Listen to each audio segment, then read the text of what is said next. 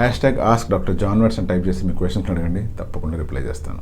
అనిల్ సాధు YN1TS hair transplantation అనేది మన స్కాల్ప్ మీద ఎక్కడ జుట్టు లేకున్నా కూడా అక్కడ ట్రాన్స్ప్లాంట్ చేస్తే హెయిర్ అనేటువంటిది మళ్ళీ గ్రో అవుతుంది.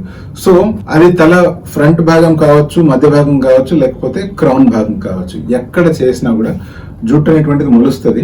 కాబట్టి ఆ ఏరియాస్ లో ట్రాన్స్ప్లాంటేషన్ చేయొచ్చు. కానీ ప్రత్యేకించి మనం గుర్తుపెట్టుకోవాల్సిన పాయింట్ ఏంటి అంటే, ఎప్పుడైతే హెయిర్ ట్రాన్స్ప్లాంటేషన్ ఫ్రంట్ ఏరియాలో చేస్తామో ఆ ఏరియాలో రిజల్ట్ అయినటువంటి బాగా వస్తాయి. 97% వరకు గ్రోత్ వచ్చే అవకాశం ఉంది.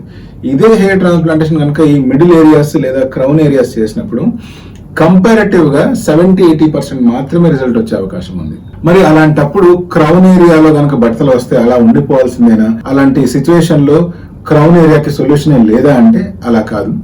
క్రౌన్ ఏరియాలో కూడా మనం ట్రాన్స్ప్లాంట్ చేసి ఆ ఏరియాలో ఉండే ఎగ్జిస్టింగ్ హెయిర్ ని గనక ఫాల్ కాకుండా కాపాడుకోగలిగితే ఆ ఏరియాలో కూడా డీసెంట్ డెన్సిటీని అచీవ్ చేయొచ్చు. సో మీరు అడిగిన ప్రశ్నకి క్రౌన్ ఏరియాలో హెయిర్ ట్రాన్స్ప్లాంటేషన్ చేస్తామా అంటే తప్పకుండా చేస్తాము. మీకే గనక స్కాల్ప్ వెనకాల భాగంలో డోనర్ ఏరియా ప్రాపర్ గా ఉంది అనుకోండి, ఒకవేళ స్కాల్ప్ వెనకాల డోనర్ ఏరియా తక్కువ ఉండి బియర్డ్ చెస్ట్ ఏరియా ఉన్నా కూడా ఆ హెయిర్ అయినా తీసుకొని క్రౌన్ ఏరియాలో మీకు ఉన్న న్యాచురల్ హోరల్ ప్యాటర్న్ అంటే తల మీద ఏదైతే సుడి ప్యాటర్న్ లో ఉంటుందో అదే ప్యాటర్న్ లో మళ్ళీ హెయిర్ ని ఇంప్లాంట్ చేయడం జరుగుతుంది. ప్రాపర్ గా జాగ్రత్తలు తీసుకున్నట్టయితే ఆ హెయిర్ బాగా గ్రో కూడా అవుతుంది. డీసెంట్ డెన్సిటీతో మనం స్కాల్ప్ ని కవర్ కూడా చేసుకోవచ్చు.